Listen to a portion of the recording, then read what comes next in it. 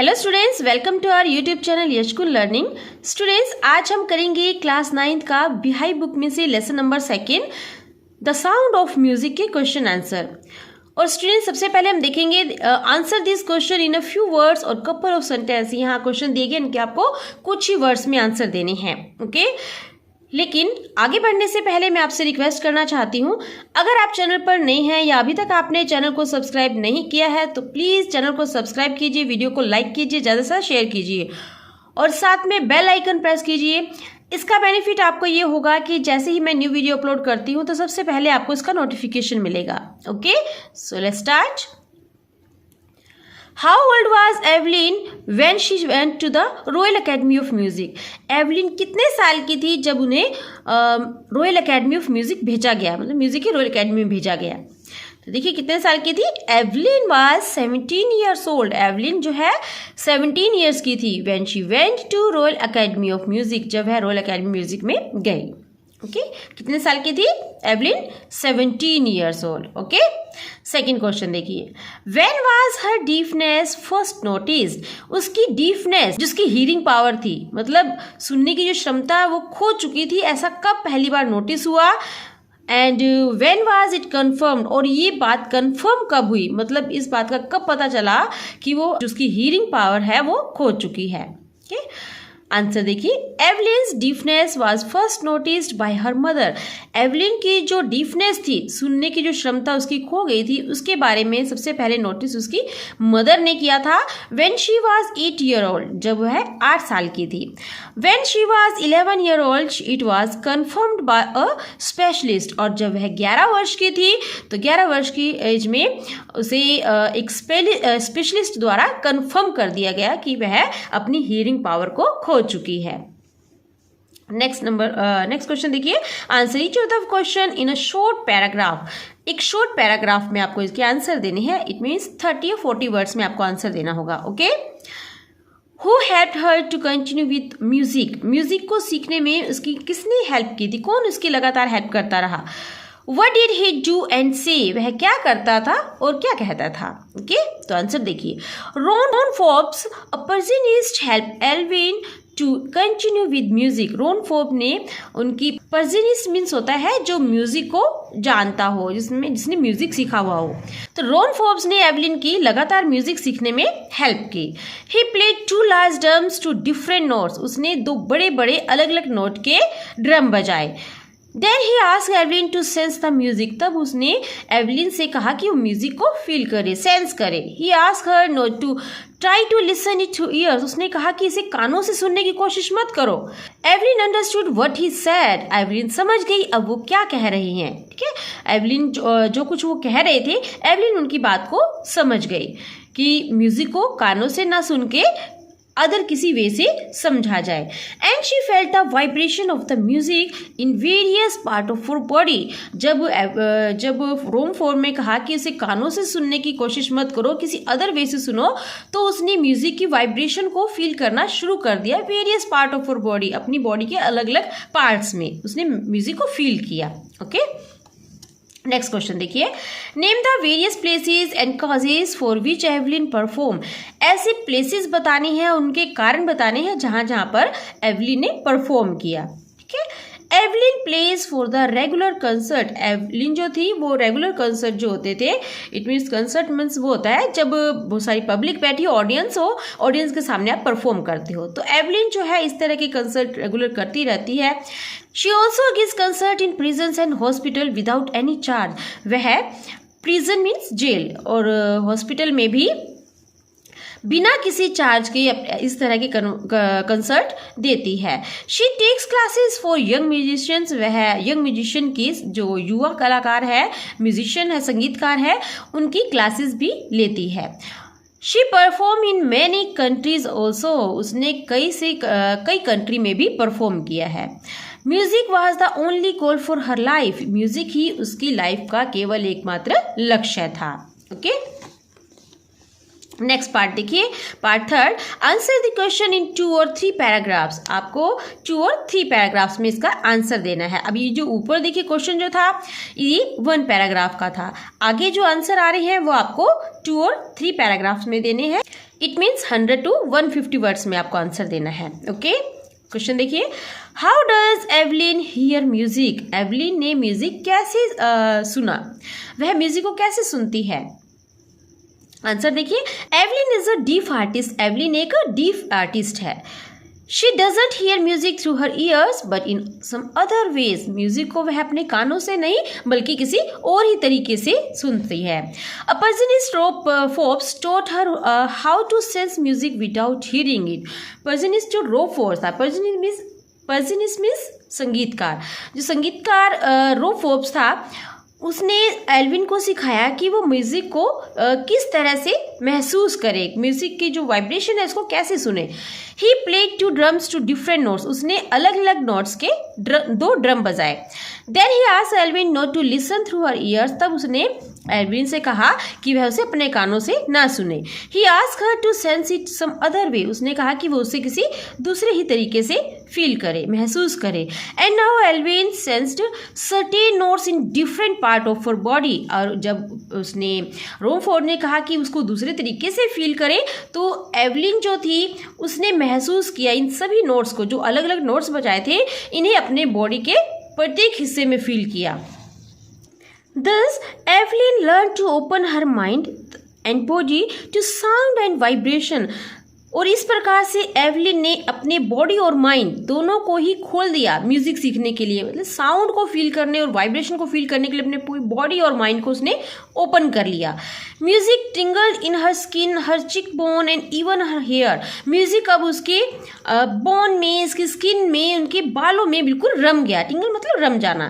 The sound of xylophone passes up the stick into her finger tips. अब xylophone का जो music था, उसका जो साउंड था वो उसके स्टिक से होता हुआ उसकी फिंगर टिप पर पहुंचता था, मतलब फिंगर टिप्स उसको महसूस कर सकती थी म्यूजिक को।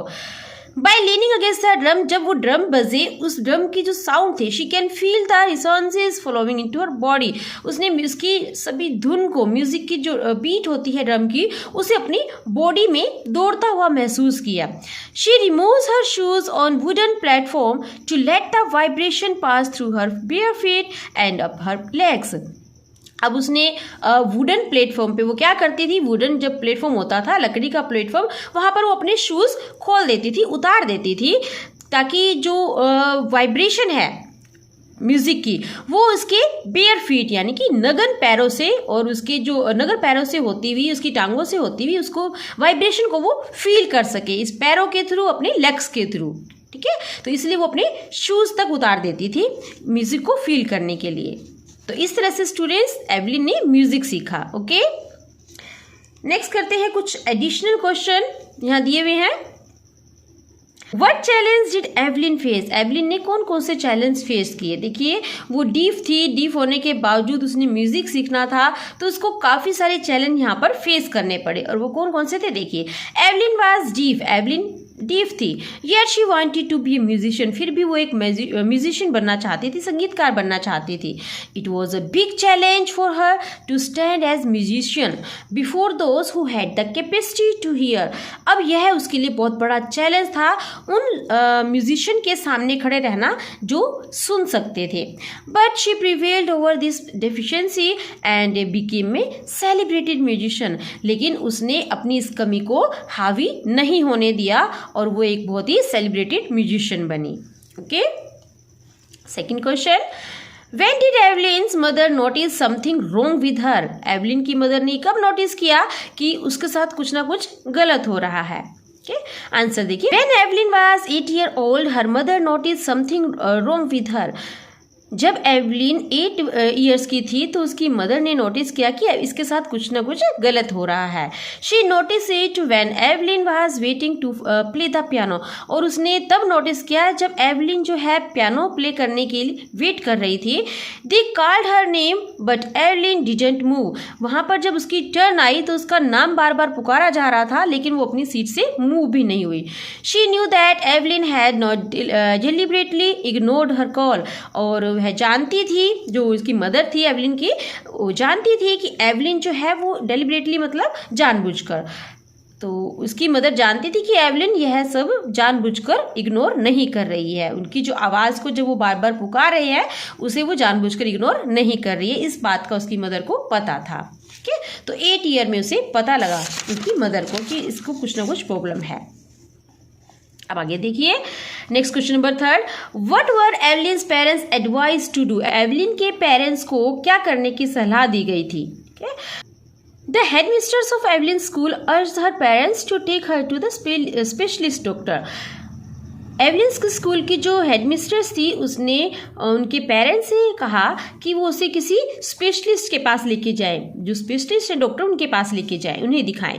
The doctor advised Evelyn's parents that she should be fitted with hearing aids and sent to a school for the deaf. अब यहाँ पर डॉक्टर ने उसे एडवाइस दी एवलिन के पेरेंट्स को कि वो उसे एक हियरिंग एड फिट कर देगा उनके कानों में उसके सुनने के लिए, और इसको अच्छी स्टडी के लिए, ताकि अच्छी स्टडी कर सके तो उसे डीप स्कूल में भेजा जाए, मतलब ऐसा स्कूल जहाँ पर इस तरह के बच्चे पढ़ते हों, स्पेशल स्कूल भेजा जाए।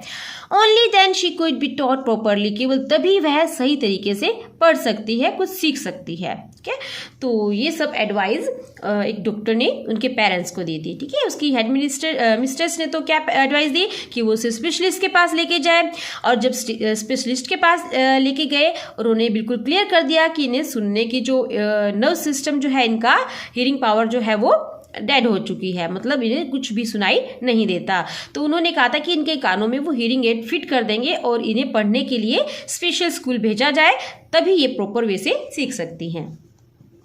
नेक्स्ट 4 क्वेश्चन देखिए, how did Ron Forbes begin to teach music to Evelyn, Ron Forbes ने एवलिन को किस तरह से म्यूजिक सिखाना शुरू किया। Ron Forbes who was a Persianist spotted Evelyn's talent of music. Ron Forbes जो कि एक संगीतकार थे, उसने एवलिन के टैलेंट को सपोर्ट किया। After knowing he began to teach her music by tuning two large drums to different note, और ये बात जानने के बाद, जब रोम फोर्ब्स को एवलिन के बारे में सब कुछ पता चला, तो ये जानने के बाद उसने अलग अलग तरह के 2 ड्रम बजाए, अलग अलग नोट्स के। And he asked her not to listen through her ears but to sense them in some other way, और उसने उनसे कहा कि उसे अपने कानों से ना सुने बल्कि किसी और ही वे से उसको महसूस करे। नेक्स्ट क्वेश्चन देखिए, when did Evelyn decide to make music her life, Evelyn ने कब म्यूजिक को अपनी लाइफ बनाने का फैसला किया कि उसका जो लाइफ है वो म्यूजिक ही है। आंसर देखिए, with firm determination Evelyn learn music, Evelyn ने दृढ़ निश्चय और संकल्प के साथ म्यूजिक सीखा। She toured the United Kingdom with youth orchestra, और वह युवा ऑर्केस्ट्रा के साथ यूनाइटेड किंगडम में टूर पर गई। And by the time when she was 16, और जब वह 16 साल की थी उस समय, she decided to make music her life, उसने फैसला किया कि वह म्यूजिक को ही अपनी लाइफ बनाएगी। She mastered numerous musical instruments with sheer hard work, और अपनी कड़ी मेहनत से, हार्ड वर्क से उसने बहुत सारे म्यूजिकल इंस्ट्रूमेंट बजाने सीख लिए, उसने महारत हासिल कर ली। Okay, next question, why do the man with bushy beard give Evelyn trouble, bushy beards वाले मैन ने एवलिन को खतरे में क्यों डाल दिया, ट्रबल में क्यों डाल दिया। देखिए, Evelyn is a deaf, Evelyn जो है बहरी है। So when the man with bushy beard say something she can't understand them easily, तो इसलिए जो दाढ़ी वाले जो व्यक्ति थे वो कुछ भी बोलते, तो वो कुछ भी कह रहे थे तो उसे वो इजीली समझ नहीं पा रही थी, क्योंकि उनकी काफ़ी दाढ़ी थी, मूछें थी। To understand people, she has to watch only their lips, but also the whole face, especially the eyes. और लोगों को समझने के लिए न केवल वो उनके लिप्स देखती थी, बल्कि उनके पूरे फेस को और स्पेशली उनकी आईज को देखा करती थी। तो thus the man with bushy beard give Evelyn trouble. इस प्रकार जो मैन थे बुशी बियर्ड वाले, इसकी झाड़ी की तरह दाढ़ी थी, उसने एवलिन को ट्रबल में डाल दिया, मतलब उनकी बात को समझ ही नहीं पा रही थी। ठीक है, नेक्स्ट क्वेश्चन देखिए, Why does Evelyn remove her shoes on a wooden platform? Evelyn ने वुडन प्लेटफॉर्म पर अपने शूज क्यों उतार दिए। आंसर देखिए, Evelyn removes her shoes on a wooden platform so that the vibration might pass through her bare feet and up her legs and she can feel the music. Evelyn wooden platform पर अपने shoes इसलिए उतारती है ताकि वो जो vibration है, ठीक है, अपने बेयर फीट के थ्रू, अपने नग्न पैरों के थ्रू, अपने लेग्स के थ्रू उस वाइब्रेशन को फील कर सके। And can feel the music with shoes she could not feel the vibration properly. और शूज पहने हुए वो उस वाइब्रेशन को अच्छे से फील नहीं कर सकती थी। ओके, तो क्यों शूज उतारे थे? ताकि वो उसके जब बिना शूज के जब वो प्लेटफॉर्म पे जाएगी तो म्यूजिक जो है, म्यूजिक की वाइब्रेशन को अपने नग्न पैरों से फील कर सकती है कि क्या म्यूजिक बज रहा है, उसकी बीट्स को पकड़ सकती थी। ठीक है, तो इसलिए वो शूज उतारती है। Next question, what does Evelyn say regarding life? Evelyn ने लाइफ के बारे में क्या कहा है, क्या कहती है Evelyn? She is a women of a high character, वह एक उच्च करेक्टर की लेडी हैं। She is of the view that if you work hard and know where are you going you will get there. उनका विचार है कि अगर आप कड़ी मेहनत करते हो और आपको पता है कि आप कहाँ जा रहे हो तो आप वहाँ पर अवश्य पहुँचोगे। इट मीन्स आप सक्सेस जरूर होगे। She herself did miracle, miracle means चमत्कार। She herself did miracles in her life, उसने अपनी लाइफ में भी इस तरह के मिरेकल किए थे। बाय द सेम थिंकिंग, ऐसी ही सोच रखकर। She prevailed over the deafness to become accomplished musician with sheer hard work. और अपनी कड़ी मेहनत से, अपने हार्ड वर्क से वो एक सफल म्यूजिशियन बनी। और उस सफल म्यूजिशियन बनने में जो उसकी डीफनेस है, उसने अपनी इस डीफनेस को भी बाधा नहीं बनने दिया। ओके, तो स्टूडेंट्स आज के लिए बस इतना ही। बाकी की जो लॉन्ग क्वेश्चन आंसर है वो हम कल करेंगे। ओके, तो मिलते हैं नेक्स्ट वीडियो में। Thank you.